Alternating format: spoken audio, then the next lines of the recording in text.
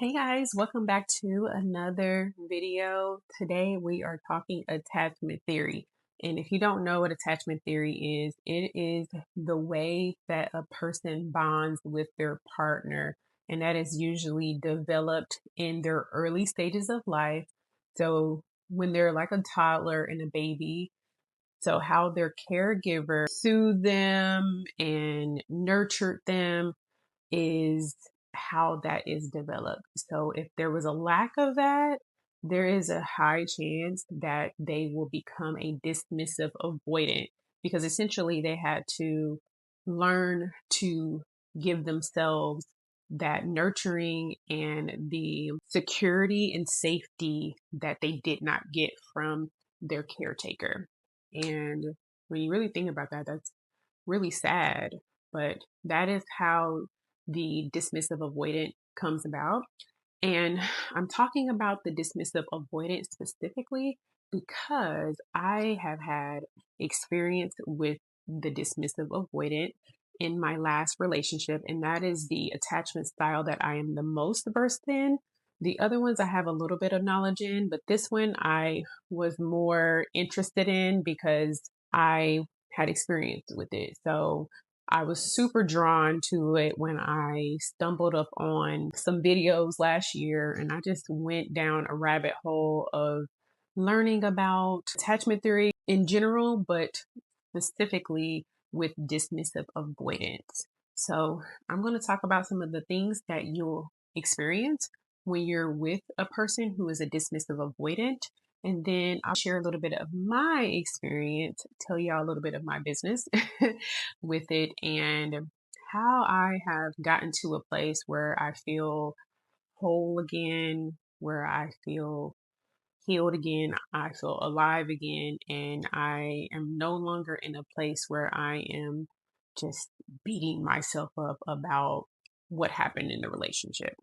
And so we're going to get to these points. So, first on the list is, and I am going to be looking at my notes. So, I'm an educator, a former teacher, and it's just in my blood to teach. So, I do have some notes that I'm going to be reading off of. So, bear with me.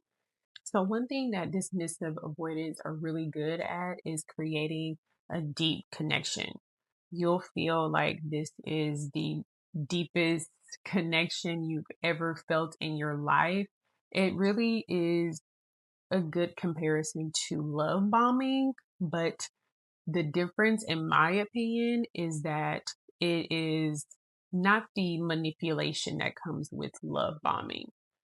This is something that they do not do intentionally, but when the connection gets too deep and they feel too connected to you and they're starting to get these feelings for you, that's when the wall comes up. That's when they start to pull away. So they will connect with you through shared experiences, through humor and laughter, and it'll be just like a fairy tale.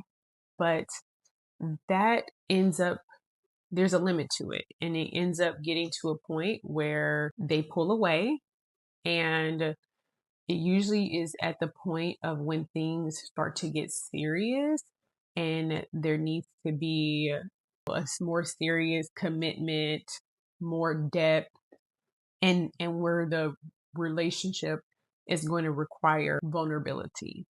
That's when things start to get a little bit shaky, and that timeline can look different for everyone. For me, it was about, I would say, a month in when that part of our relationship started to shift. Prior to that, it was, oh my God, rainbows and sunshine. And oh my God, it was just amazing. It felt like something unreal. And I hear this experience from a lot of people who are in relationships with dismissive avoidance or have been in relationships with dismissive avoidance. Also, I want to say that these points are my experience. However, these points are backed by research as well. So these points you will see in a lot of the different education and just different talks and conversations about dismissive avoidance. So next on the list is they often pull away right after things are going really well. So it could be a deep conversation, a great date, an intimate moment. They have this trigger in their nervous system that alarms them that they're not safe because they learned early in life that dependence, emotional dependence, is not safety. And so they do this out of fear, feeling like this person may eventually abandon them. So at this point, they will start to self sabotage. So the third point is you'll start questioning yourself. You'll start to feel like maybe I'm being too emotional. Maybe I am being overbearing or I did something wrong. And the truth is, you're just responding to inconsistency. And one thing I always say is that even the most secure person can become anxiously attached when they're dealing with the dismissive avoidant because a lot of their behaviors are very confusing. One moment it'll feel like they are just so in love with you, they're the love of your life, and they're just amazing partners. And then they'll just pull away out of nowhere. And so that can be so confusing. And a lot of people will minimize that to this person is not serious about you, this person is playing games with you, and things like that. And that's because those are the behaviors that people display when they are doing those things. But with the dismissive avoidant, it's different. It's not a manipulation, it is not deception, it is truly them self sabotaging out of fear. So, my experience with a dismissive avoidant was all of this. They were inconsistent with their communication, inconsistent with their emotions, inconsistent with their affection and their intimacy. It was truly one of the worst and most damaging relationships I have been in. So, in my situation, I was not in a good place because I could not understand for the life of me why this person was behaving this way. And I didn't understand what was going on internally because I had this strong knowing that this person cared about me, that this person loved me, that this person had deep feelings for me, but their actions said otherwise. And I was like, why do I feel like this? It was just like a internal feeling that I had. And it made me hold on to the relationship longer than I should have because I just was bonded to that person. I truly had a soul tie with that person. And I would just always internalize his behavior. So I always, when he would pull away, I would go down this path of what did I do wrong and dissecting every little thing, just back and forth in my mind. What could I have done? Maybe I should have said this. Maybe I should have just stayed quiet about that. And it just would drive me crazy. And so here's an example of when things were great and things were going so well. And I just felt so in love with this person. One time I was at his house and I was cooking a meal for him, something that he requested. And as I was cooking, he was just staring at me. He was sitting at he had an island and he was sitting at the island while I was at the stove. And when I would glance back at him, he would be smiling and staring at me. And I remember him just looking at me. He was like so in love. Man, he was like, I love seeing you like this. I guess he was so in love with seeing me be domestic. That day, when I got done cooking, I fixed his plate for him and served it to him, and he loved it. He was just tearing it up. He said it was so good. He loved it. I made some macaroni and cheese and some chicken, and I forgot what else, but I remember the mac and cheese he loved so much. He loved everything, but the mac and cheese was his favorite. And he was like, wow, he was even more in love with you. after eating the food. He was like, I've never had anybody cook for me like this before.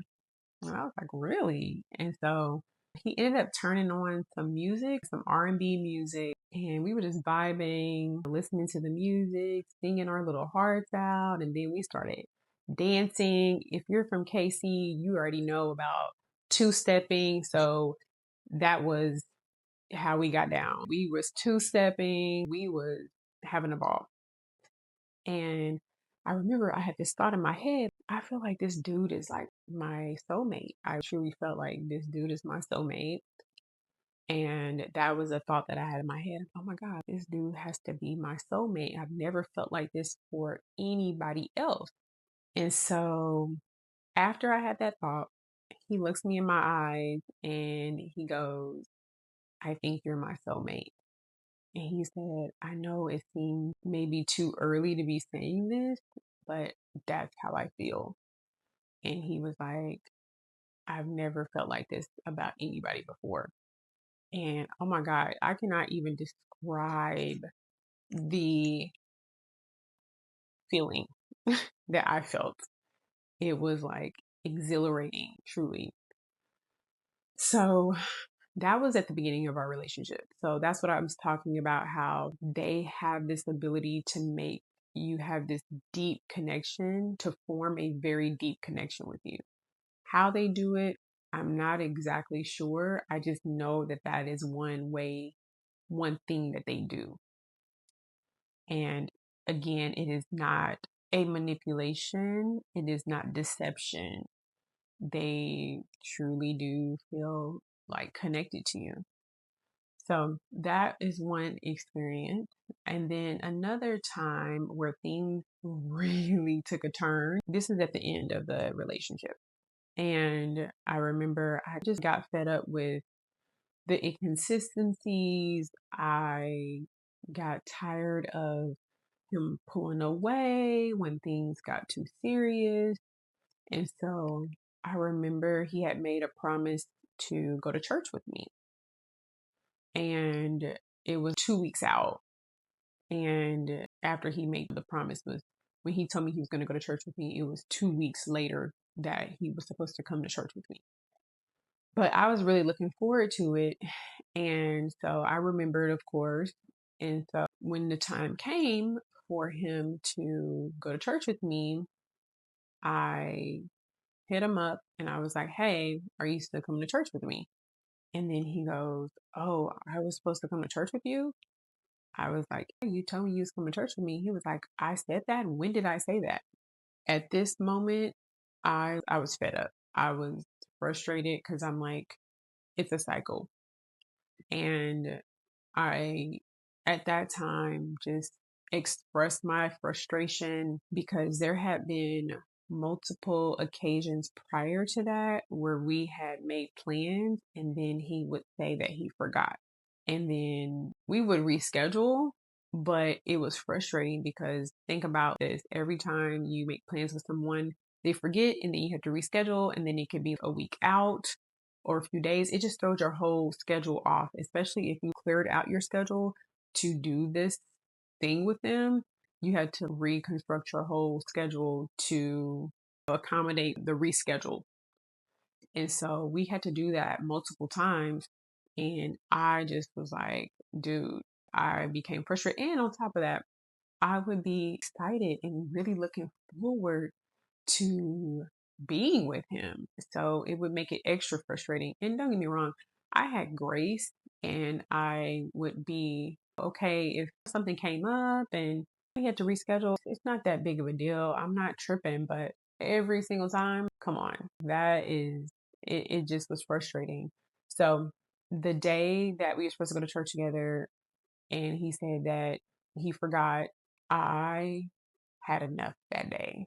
And I was like, look, I didn't get disrespectful or anything like that. I just told him, hey, when we make plans, I would like it for you to keep your word. I would like for you to follow through with the plans. I understand that things may come up and it's not always going to happen, but this is a pattern that I'm seeing And this makes me feel like you're not prioritizing our time together. And you keep saying that you forgot, and that makes me feel like it's not a priority to you. So he became extremely defensive. He accused me of making this up in my head. And then he accused me of, well, he said that it only happened where he forgot one other time. And he just wasn't receptive to it at all. And I was like, I wasn't backing down. I told him, no, I'm bringing this to your attention for a reason. Obviously, if I'm bringing this to your attention, then it is something that's bothering me.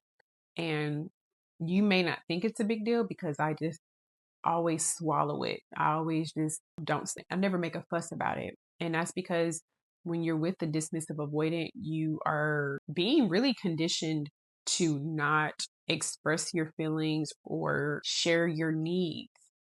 You are always walking on eggshells, trying to not upset them because you don't want them to pull away. You're being conditioned to not rock the boat so that you can have a relationship with them. And you don't realize that this is what you're doing, but over time you will see. And so I had that realization at that moment. Hey, my needs are not getting met. I have put my needs on the back burner so that I can accommodate this person. Also, I can just stay in communication with them.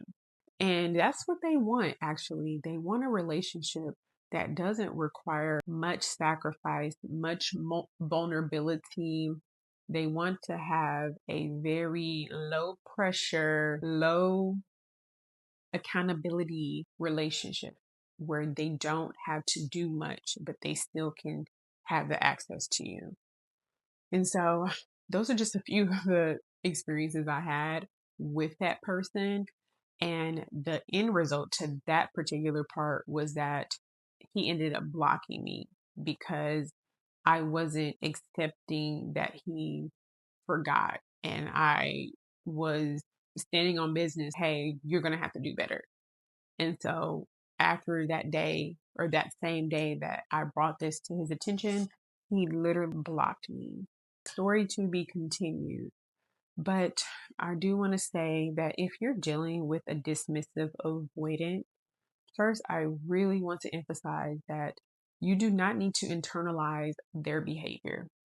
Their behavior is not a reflection of your worth. It does not mean that you are not attractive. It does not mean that you're too much or too emotional or that something's wrong with you. It is nothing wrong with you. This has nothing to do with you and everything to do with them. They're going to do this with the next person. They did this with the person before you and the person before them. And they're going to continue to do that to every person until they truly get the help that they need. So don't blame yourself. Don't feel bad if you see them move on with someone else because they're going to move on with someone else pretty fast. That's also a common thing that they do. And really just know that you have released yourself from bondage. You have released yourself from anguish because you are going to be on a roller coaster and you are going to be going through a cycle when you're with these people. And the longer you're with them, the more damage emotionally and psychologically you're going to accumulate.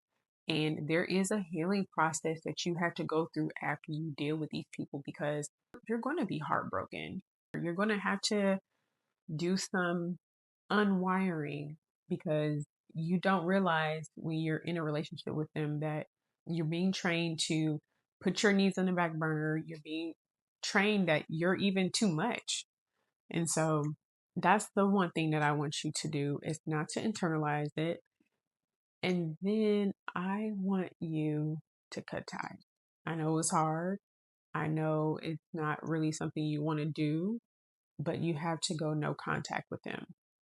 If you don't, they will go no contact with you eventually. And it's not like you're trying to compete with them and trying to beat them to the punch, but it's better that you cut the situation off than they cut the situation off. Because if they cut you off, it's really going to probably make you feel like, dang, I did something wrong. And you might feel guilty. That's what I had to go through.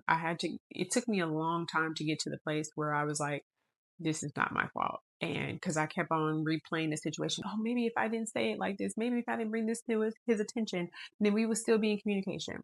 But the truth is, he would have did it eventually. He would have gotten to that place with some other situation. And you're going to drive yourself crazy if you continue to deal with this person, and you're going to eventually blow up.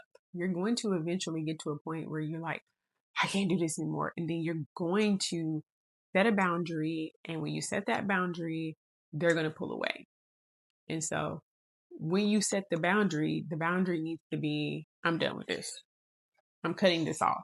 Not, hey, making threats or letting them know, hey, I want you to do better with this. I'm do better with that. Because they're not going to do better until they really do the work themselves and get the help that they need for themselves. There's no amount of talking to and reasoning with them that is going to make them change. So you're going to have to go no contact for your sanity. And perhaps, maybe, if it's God's will, He'll bring you back with that person when the time is right. But you need to go no contact with that person because it is going to just only damage you if you continue to stay with that person.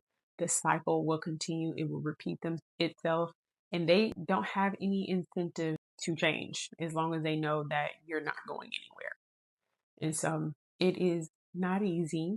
It is going to be a hard decision, and it's going to be even harder to stay in that space of no contact because they might reach out to you saying stuff because they do this all the time. I miss you. I want to see you. They might even step up their game and want a higher level of commitment with you. And that is going to make you feel a way. It's going to make you feel special. It's going to be tempting. But just know that it's just a cycle that is going to repeat. And you have to make a decision that you want better for yourself. And once you relieve yourself of that, once you get rid of that, it's going to feel like a burden is lifted off of you. You will slowly but surely come back to yourself. You will start to see your personality come back, your humor come back, your personality come back. It's going to come back alive because you don't even realize while you're in a relationship with these people, your personality has been stifled. You're not even yourself anymore. When I was with that person, I started isolating myself from family and friends because I was ashamed of what I was going through. I knew that if I shared what I was going through with people, they're going to be like, you stupid, you're dumb. Why are you putting up with that? He doesn't care about you. And I did share my experience with early on with several friends, and that was their response. And that was not helpful. So anybody who knows people who are going through this, telling them that they're dumb, oh, he's playing games with you, oh, he's dogging you, da, da, da, that stuff is not helpful. What was helpful was what happened later was when I learned about attachment theory and dismissive avoidant. Understanding that this had nothing to do with me and it had everything to do with his childhood and his early development, that's what helped me. The truth is, you do need to let go and you do need to release yourself from that unhealthy and toxic cycle. But it's not that you're stupid. It's not that you're dumb. It's not even true that they don't care about you. So knowing that helped me to really let go and move on. Because after he blocked me, I still had a hard time moving on. But when I learned why he cut me off and what was behind it, that gave me more peace than anything. But at the time I was going through what I was going through, attachment theory wasn't a trending topic and it just wasn't really common knowledge. And it still isn't. A lot of people still don't know what attachment theory is. So just learning that helped. And so that is my goal with this video, was to help someone who may be going through this and who may be experiencing it, and to help you better understand what you're going through so that you can release yourself from that. So if you have any questions, put them in the comments. I tried to cover as much as I possibly could in this video. I know there's some things that may be missing, but if I did miss something, and if there's something that you want to know that I did not speak on in terms of attachment theory or dismissive avoidance, please put that in the comments, and I'm happy to answer any questions that you have. But thank you guys for watching this video, and I will see you guys again in the next one.